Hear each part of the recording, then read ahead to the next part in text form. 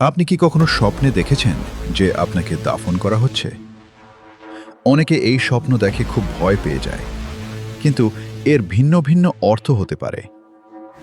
নম্বর ১, যদি স্বপ্নে ভয়, ঘাবড়ে যাওয়া বা বুক চেপে আসার অনুভূতি হয়, তাহলে এটা ইঙ্গিত হতে পারে যে মানুষ কোনো পরীক্ষা, দুঃখ বা মানসিক চাপে আছে।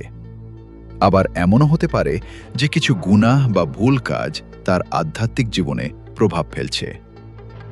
নম্বর ২, কিন্তু যদি দাফন হওয়ার পরও স্বপ্নে শান্তি ও তৃপ্তি অনুভব হয়, তাহলে এটা পুরনো জীবন, গুনাহ বা কোনো খারাপ সময়ের শেষ এবং নতুন, ভালো ও পবিত্র জীবনের শুরুর প্রতীক হতে পারে। তাই স্বপ্ন দেখে ভয় না পেয়ে আল্লাহর কাছে দোয়া করা এবং নিজের আমল ঠিক করার চেষ্টা করা উচিত।